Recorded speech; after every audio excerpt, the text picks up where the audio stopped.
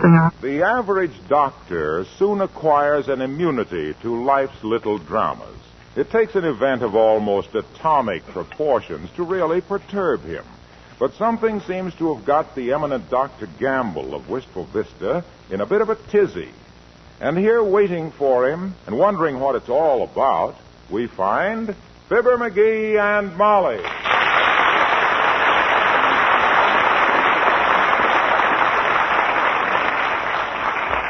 But what'd the doctor say when he called, McGee? Well, I picks up the receiver, see, and I says, Duffy's Tavern, I says. Yeah? Where the elite meet to eat and the snide meet to hide. And he says, you going to be home for a while, McGee? And I says, well, I says, I may have to run down to Washington and take John L. Lewis a cake with a hacksaw in it, but I'll wait for you. And he says, please do. I want your advice. He wants your advice? Yep. Well, now I've heard everything. At least until Hattie Carnegie calls and wants my advice about hobble skirts. Well, I don't know what's so amazing about it. Doc's a professional man, no business sense. Naturally, when he gets in a jam, he calls the only guy he knows with a level head, sound judgment, and a genius for analyzing problems. Who's that? Me. Oh. I didn't know you in that disguise. Don't kid yourself, Snooky. I may clown around, but everybody knows that underneath these twinkling blue eyes, there beats a heart of gold and a mind like a steel trap. Well, no wonder the doctor wants to see you. You're a biological curiosity. I wonder if he'll be... Come in. Oh, hello, Doctor. Hello, Molly. May I have a minute of your time, Droop Snoot? Certainly, Doctor. Pray be seated. No, pray you better lie down on the couch. And close your eyes. Pull down the shades and dim the lights, Molly. Now just relax, Doctor. Talk to me as you would to your own father. Tell me everything. Oh, now, for goodness sakes, McGee. Come off it. Yes, limber lip. As a psychoanalyst, you'd make a splendid sponge diver. You have the ingratiating personality of a cottonmouth moccasin and the tact of a pile driver. Ooh. Well, come on. Quit the fiddle-faddling and get down to brass monkeys. What's biting you, fatso? Well, frankly, I'm worried about Miss Tremayne, McGee. Fifi? Mm-hmm. Heavenly days, Doctor. What's wrong with her? She eloped with the trivia, Doc? That's very intelligent of her, I'm sure. He's a fine guy with a great future, and you're just a human telephone extension with a bag full of Benzedrine. Anybody with a speck of sense would... Be quiet, will you? Yes, dearie. Give the doctor a chance. Okay. The only way he can get a word in with you is to operate and leave a dictionary in your peritoneum.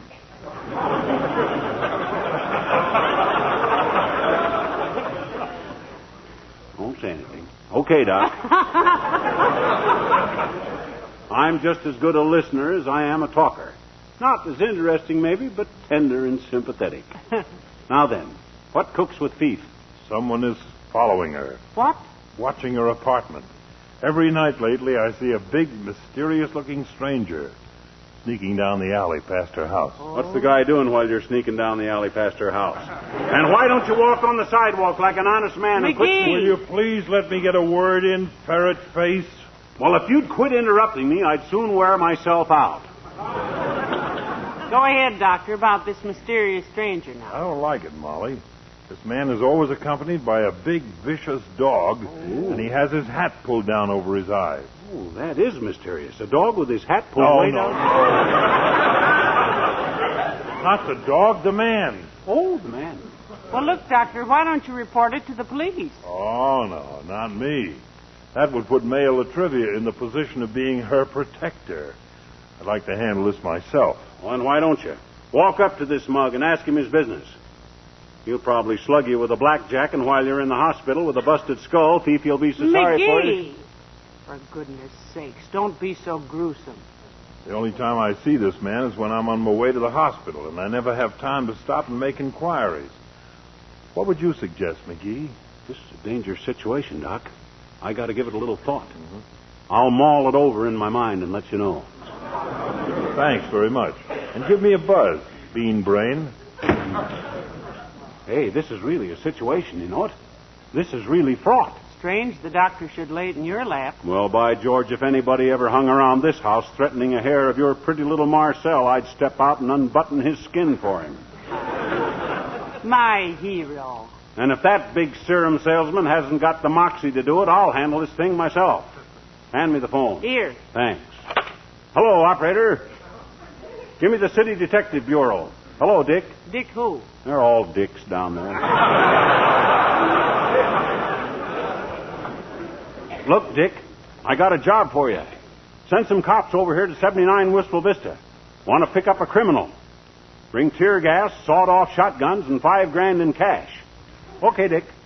Why the 5,000, McGee? Maybe a reward out for the guy, and I don't want him to stall on the payoff. Now, let me see. Where's my squirt gun and a bottle of ammonia? My air raid warden helmet. I'm sure I don't remember. Oh, I know. They're right here in the hall.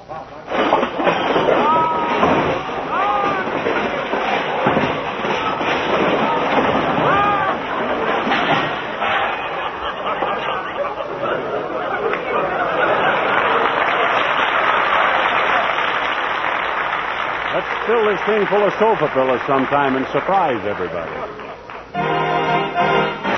Doggone it, I wish them cops would get here. Now, let me see. I got my helmet. Where'd I put that heavy walking stick? Now, wait a minute, dearie. Why don't you let the police handle this? I don't want you coming home with a couple of cornflower ears. Cauliflower ears is the expression. I think cornflowers are prettier. Besides, I'm not going to brawl with the fellow unless it's unavoidable. I'm too dangerous when I really lose control. I ever tell you about the time I used my Eskimo hammerlock hip throw on a guy? No, what happened? I broke my leg. Tell me now, if you're going to avoid an encounter with this ruffian, why do you need your heavy walking stick? When I lead them coppers up to that character and say, "Officers, there's your man," I got to have something to point with. Otherwise, I'd... Come in. Oh, it's Elsie from the beauty parlor. Hi, Elsie. Hello, Elsie. Hello, Mrs. McGee. You left your compact in the beauty saloon, so I brung it back for you. The lady that sat under the dryer after you found it. Remember the one that was getting her hair did? Done, Elsie. No, it was more of a dapple gray than a dun, Mr. McGee. Or maybe kind of a roan. Well, I didn't notice her, Elsie. Incidentally, how does my hair look? Dearie, if I do say so myself, as always does, that's really a stunning coiffure. It ought to be. She coiffed up $5 for it. Did you get it, kids? Coiffure, the humor that lies in the similarity. Ain't funny, McGee. No kidding. My gosh, I've been waiting 3 years for somebody to throw me that straight line, so... Oh, well. Would I be too personal, Mr. McGee, if I asked you what was you doing with the walking stick? You got a Charles horse or something? You mean Charlie horse, don't you, Elsie? Yeah, but with an older man such as Mr. McGee is, I think Charles is more respectful. I ain't so old that I can't handle this prowler, Elsie. Oh, you don't know. There's been a mug hanging around Fifi Tremayne's house these nights. We're going to trap him tonight. He's using a walking stick to point him out to the police, Elsie. Yeah. Oh, that'll be something, won't it? A crook on both ends of it. Are you insinuating? Oh, you mean the handle. Oh. Ha-ha. Besides, this man has a big, vicious dog with him, they say, and McGee may have to beat him off with the cane, you see. Oh, I don't think so, Molly. I get along good with dogs. When I was only 6 years old, Santa Claus brought me a little beagle. Was that all you asked him for, Mr. McGee? I didn't even ask him for that. I was trying to get a bugle and didn't know how to spell it.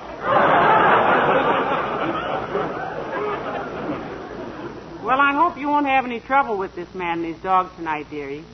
I can mend your trousers, but there isn't any skin in my sewing basket.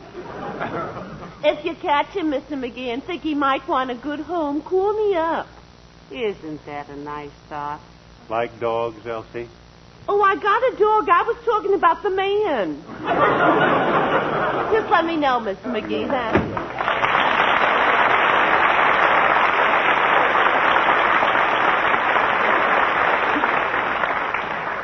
Huh. She must have broken up with her boyfriend again. Yeah, the poor guy isn't doing so well. He's an old newspaper man, you know. Get fired? No, there's just no money in old newspapers.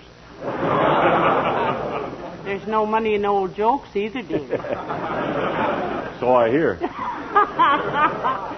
Well, not to change the subject, why don't you stay home tonight and let the police handle this Tremayne affair? Because Doc asked me to handle it.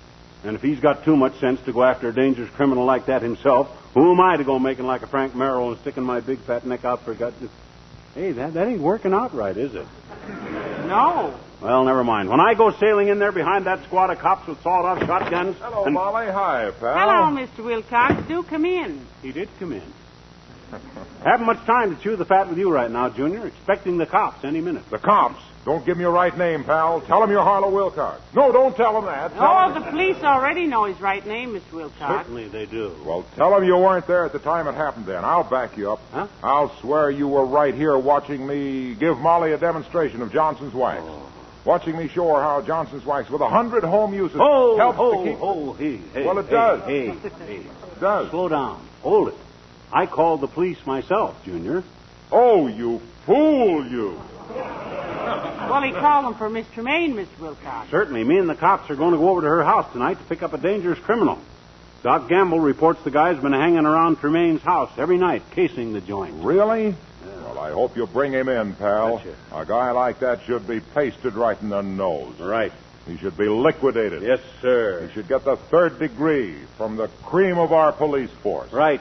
Paste, liquid, or cream, no matter what form you buy Johnson's wax. Makes your housework easier and faster. For goodness sakes, of all the ways... It protects, it beautifies your floors, furniture, and fine woodwork, your windowsills, and leather goods. Johnson's wax in paste, liquid, or cream is the housewife's best... Hey. Well, it Look. is. It is. Look. Look, Waxy.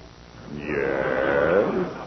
Have you got to go now? Because if you do, you're excused. Wait a minute. One question. Yes, Mr. Wilcox? Let me in on this manhunt. I haven't played cops and robbers for so long. I'm sorry, Junior. This is just for the grown-ups. You got the physique, but you hadn't had the experience. Oh, gee, come on. Where'd you get the experience, McGee? Oh, a friend of mine is a private detective. Used to be in vaudeville same time I and old Fred Nittany from Starved Rock, Illinois, had our act. In vaudeville, together. Open one. My gosh, Ole and I used to sit in the dressing room night after night and work out crime problems. Ole who? A fella named Leahy. Used to be a yodeler. Oh, I remember him. Ole Olehi. Yeah.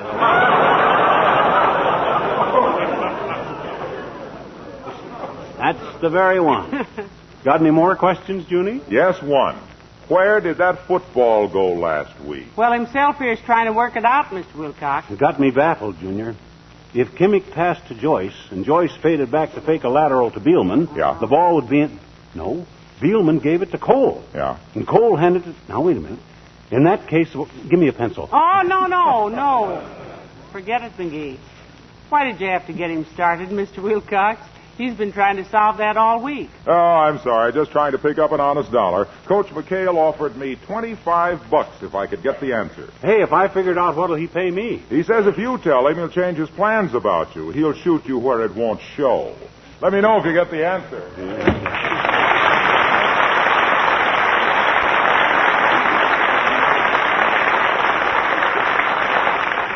Well, I've got to go up and get into some street clothes if we're going out and do some street fighting. Hey, what do you mean, we? You're not going. It's too dangerous. That may be, but a manicure is too expensive. What's that got to do with it? Well, it's either go out with you and maybe get hurt or stay here and bite my nails. Waiting for them to bring you home in installments. Let me know when the police get here, dearie. Okay, I will. Ah, there goes a good kid. I sure wish she'd stay out of this. She might get hit with some flying glass if I forget to take my specs off. This is no kind... Ah, the cops. Late as usual. Come in. Hi, mister. Huh? Oh, hi, sis. Ah, what's on your chubby little mind? Well, my daddy just won a turkey on a raffle, mister. Wasn't he lucky? I think you mean he won it on a raffle, sis, don't you? No. You don't? I don't want. You don't mean that. Don't mean what? You don't mean your daddy won a turkey in a raffle? No. No what? No, sir. Oh. Look, sis, where did you say your father won this turkey? In a raffle. Uh-huh. It was the last turkey in the butcher shop, and Daddy grabbed it just as the lady grabbed it, and they wrestled all over the butcher shop, and my daddy won.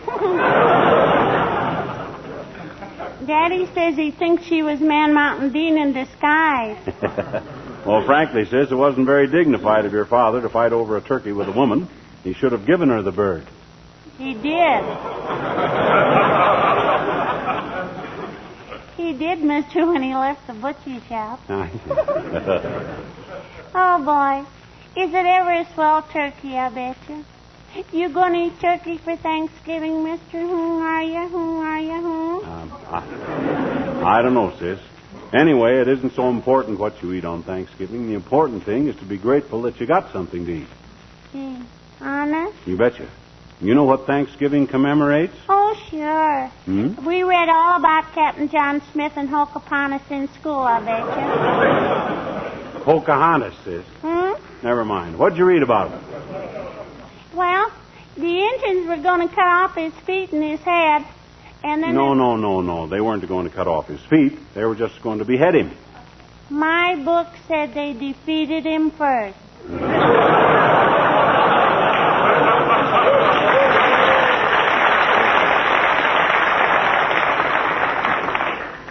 I'll buy that. And before they could hit him with the hatchet, a beautiful Indian princess named Pocahontas. Pocahontas? Never mind. Make it Hockapontas. You know, sis, it was the Indians that took care of the pilgrims at first and fed them and helped plant their crops. I know it. I know it. Our teacher says all this big, rich country used to belong to the Indians. That's right, sis.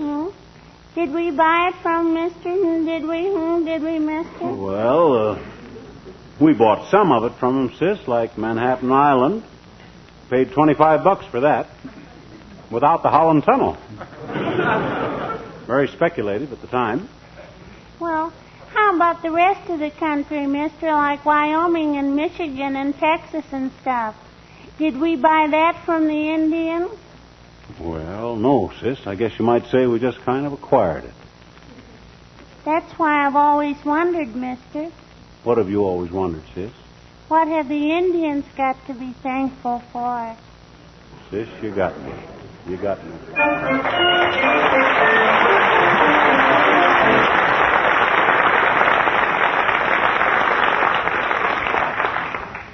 Get the police station on the phone again, dearie? Yep. Sergeant said they're on their way over here, on the double. Whatever that means. With those Keystone cops, it probably means two on a tandem bicycle. I hope they send plenty of sawed-off shotguns, because when I tell those boys to fire, I want to hear it. Oh, dear, McGee, don't you think we ought to let the police handle this by themselves? I can't let the police handle it, Molly. The only way the sergeant would agree to send anybody was if I'd go with them. He said they were tired chasing all over town on my false alarms, and by... Oh, what was that? Sounded like a nightstick on the... Open up in the name of the law. I know you're in there, you hooligan. Come out with your hands up or I'm coming in. Oh, it's that flat-foot Mahoney. Come on in, you big lug. Oh! Don't display any violence, you Scot. There won't be any broken heads. If it's tear gas you want, I'm happy to... cut it out. You pension-hungry shamrock shill. Spit out that mouthful of blanket you're talking through and sit down. We're the ones that called you. Oh, were you now? Yeah. And what was it you're calling on the brave boys in blue for and breaking up a fine pinochle game in the basement at headquarters? And if it's to rescue a cat out of a tree, No, Officer Mahoney. This is a serious matter. One of our friends has got prowlers. Miss Fifi Tremayne, Mahoney, the actress. There's a guy been skulking through the alley by her house with a big vicious dog. And do you think all we have to do is patrol the alleys because a bit of fluff and grace paint gets the hysterics? Well, she's the mayor's girlfriend, officer. It doesn't make a bit of it. Or the mayor's sweetheart, is it? As I was saying, 'tis grateful we are when a citizen calls a matter like this to our attention. When I'm an idiocy, prowls through the alleys, does he? I'll beat the teeth out of him and arrest him for spitting on the sidewalk. One side, lad, Officer Mahoney is on his way. Wait a minute, I'm going with you. McGee, wait for baby.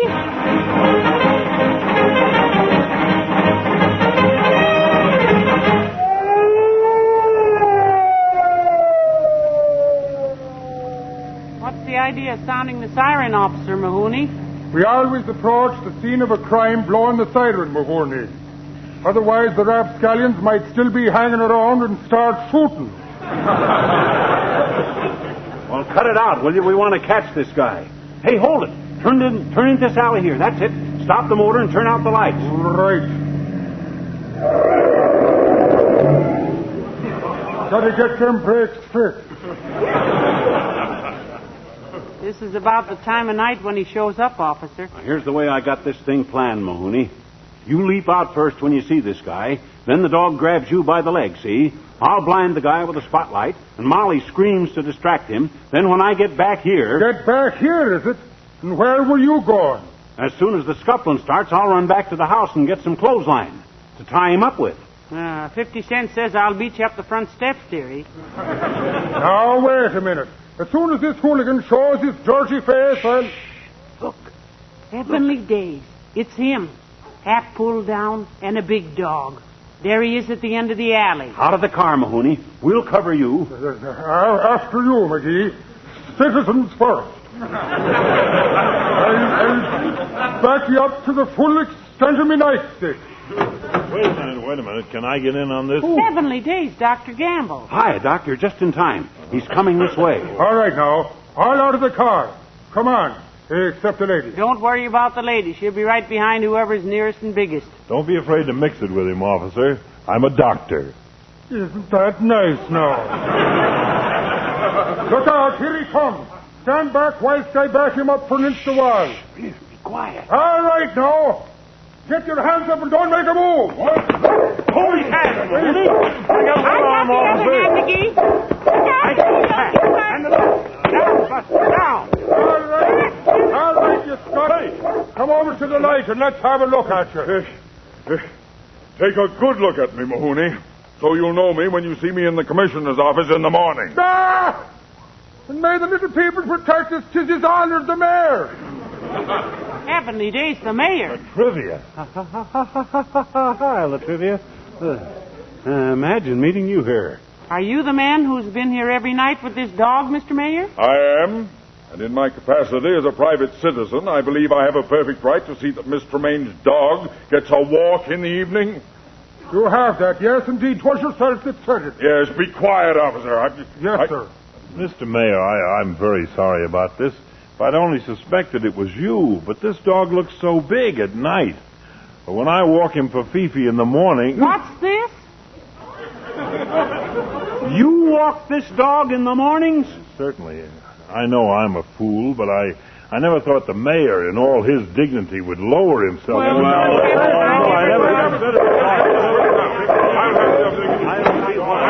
you! Will you keep quiet down there and get the Sam Hill out of that alley, or shall I call the police? Oh, this is ridiculous. Latrivia angry with Officer Mahoney for knocking him down, McGee? Why, didn't you see him shake hands with Mahoney and send him away with Doc Gamble? No, what for?